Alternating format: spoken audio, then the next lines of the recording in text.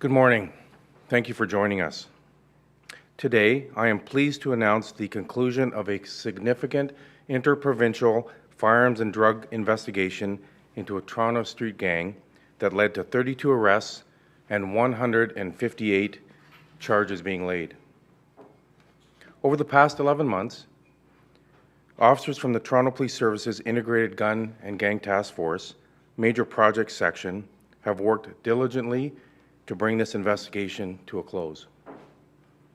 Project FOXXX began in September of 2023 with funding provided by the Criminal Intelligence Service of Ontario.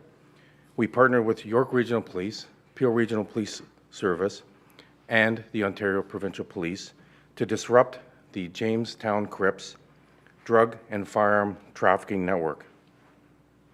The Jamestown Crips are a long-standing street gang operating in Toronto.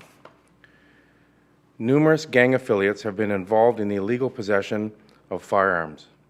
Many of these affiliates have engaged in the trafficking of illicit drugs all across Ontario, Manitoba, and Newfoundland and Labrador. Their traffic operations have included the use of Canada Post to distribute drugs in other provinces. Between April and July of 2024, officers executed 35 search warrants in Toronto, Hamilton, Vaughan, Brampton, Mississauga, Guelph, and even Thompson, Manitoba. This resulted in the arrest of 32 suspects. I will now turn it over to Inspector Paul Krawczyk from our Integrated Guns and Gangs Task Force to give you a few more details about this investigation. Thank you, Deputy. Good morning, everyone. Gangs operate with a total disregard for the safety and well-being of others. The criminal activities endanger innocent lives and destabilize communities.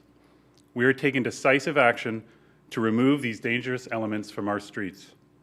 This operation has led to the seizure of 9 firearms, 4.7 kilograms of cocaine with an approximate street value of $568,000, 6 kilograms of methamphetamine valued at approximately $480,000, and more than $320,000 cash in proceeds of crime. These images are available for download in the news release posted on our website, tps.ca. All 32 individuals that have been arrested have appeared in court, and further proceedings are underway for 5 others.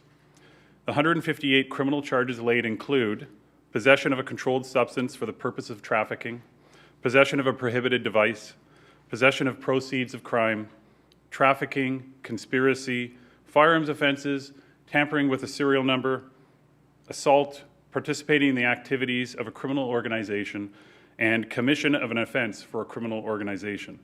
A complete list of all individuals and charges is available in the news release posted on our website. Toronto gangs are not just a local problem.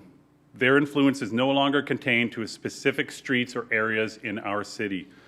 As you can see from this investigation and the map up on the screen, their criminal networks extend far beyond Toronto, reaching into other provinces and affecting communities across the country.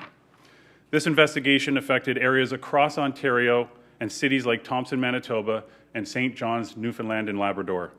Their reach into these cities spreads violence, drugs, and fear, and we must do everything we can to stop them. I will now hand it back to Deputy Johnson. Thank you, Paul. This investigation demonstrates the importance of interagency cooperation and the dedication of our officers and partners. Together, we are committed to disrupting these criminal networks and ensuring the safety of our communities. We know that drug trafficking fuels addiction, violence, and crime. We will continue to work diligently, leveraging all available resources and partnerships. We will not let criminal gangs, firearms, or drugs undermine the safety and quality of life in our city.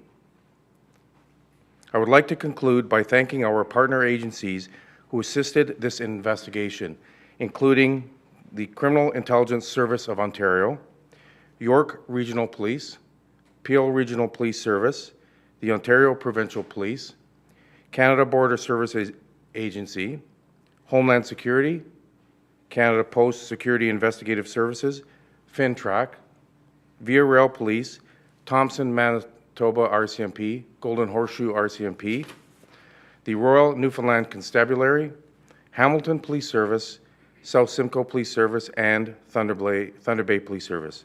We'd be happy to take some of your questions right now. They're using Canada Post to distribute drugs. Can you speak a little bit more about how that was happening? Sure. I'll turn it over to Inspector Krawczyk for that. Thank you, Deputy. Yes, so Canada Post, there's many ways, of course, that people can traffic drugs, right? Planes, trains, automobiles. Canada Post is just another way. In this particular instance, they use Canada Post, but it isn't so obvious, right? They're concealing it, they're making it look like a regular package, and obviously lots of packages are going through Canada Post daily, hourly. So they were trying to conceal what they were doing, but our investigation revealed this, and so we worked with Canada Post to intercept packages before they got to St. John's, Newfoundland and Labrador. Were any guns being shipped as well, or just drugs, do you think? In this investigation, we did not come across guns being shipped, but it would not surprise me if that's being used.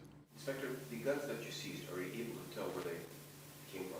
So that's part of the process where we'll have them traced. I don't have the results with me now, but it's part of the daily efforts of the Gun and Gang Unit to trace where these firearms do. Obviously, a lot of them come from south of our border, and we work with the different agencies down there as well. How did this come to start in September 2023?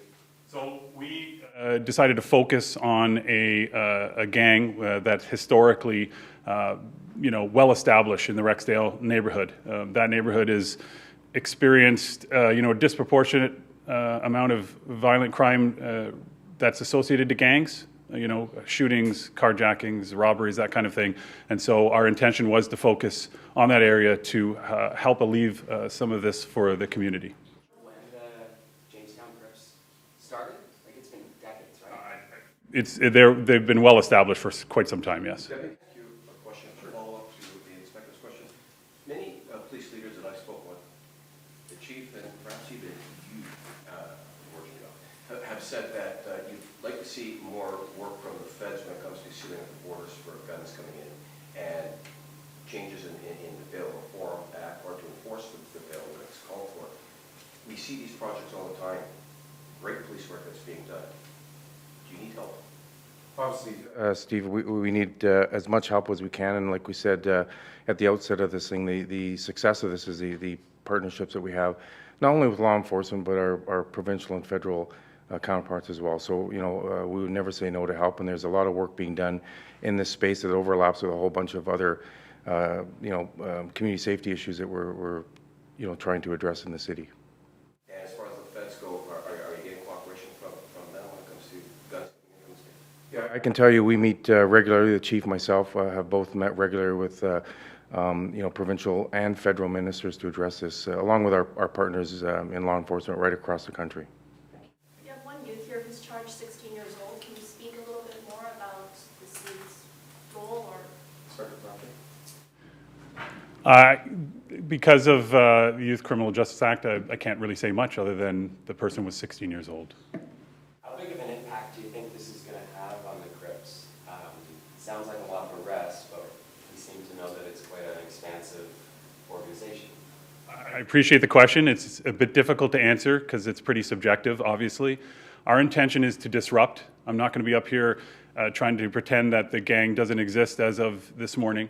But the reality is, when you can take 9 guns off the street, just one gun can be used in dozens of shootings and claim innocent lives. And when you take drugs off the street, obviously there's people watching right now whose drugs have affected their family terribly. So I think anytime we have the ability to do that and disrupt a gang, I think that's good for the community. And I think whether how the gang looks after that, it's difficult for me to answer. 32 arrests. Did I hear you say correctly that there's 5 others who might also face charges? Yes, we're in the process of doing that.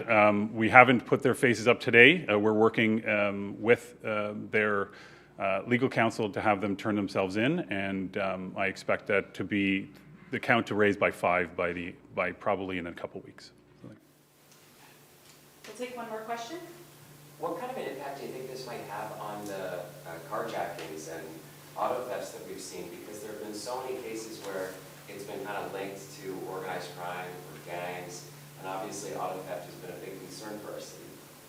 So I'm pretty confident, and I'll let Inspector Krawczyk verify this, but I don't think there's a connection between these accused and, you know, that specific organized crime issue that we have. But listen, you know, organized crime is behind a lot of this. It's their way of getting money to